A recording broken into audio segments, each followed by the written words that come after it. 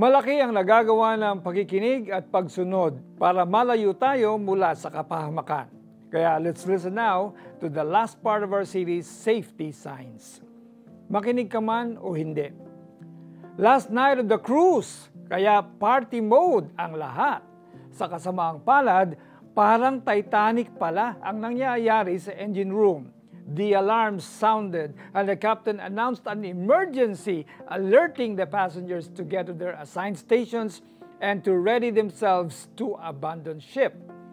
Mayroong nakinig at sumunod sa instructions. Sinuot ang kanilang life jackets at pumunta sa kanilang designated areas as practiced before they sailed. Mayroon din namang walang pakialam at patuloy sa kanilang kasiyahan, oblivious to the chaos going on around them. Sa Old Testament, ang propetang si Ezekiel ay nautusan ng Panginoon to sound the alarm sa kanyang mga anak. Ang mga taga-Israel na ngayon ay Babylonian exiles na of their coming destruction kung hindi sila magbabalik loob sa kanya. Nangyari ang kanilang pagkabihag, ang pagkakalayo sa kanilang lupain dahil sa kanilang pagsuway sa kanyang commands and statutes. May panahon na kailangan mong maghatid ng isang balita. Like suspending a student at school, your responsibility is to inform the parents and your student why this is happening and provide a solution for improvement.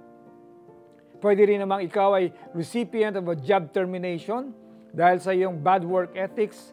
You have to decide whether you will take this news to heart and make positive changes or remain stubborn about your corruption, continuing in your wrong path.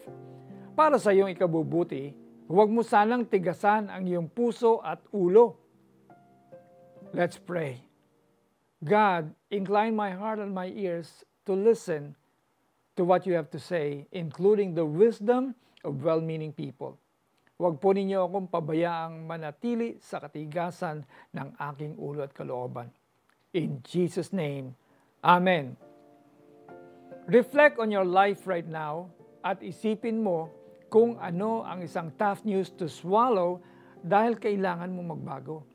Say the prayer again and again until you come to a decision to change. Matigas ang kanilang ulo at walang pitagan, kaya puntahan mo sila at sabihan mong ito ang pinasasabi ng Panginoong Yahweh. Makinig man sila o hindi. Ezekiel chapter 2, verses 4 to 5. Thank you for joining us in our series Safety Signs. Ako po si Pastor Alex Tinsay. Enjoy a safe and healthy day.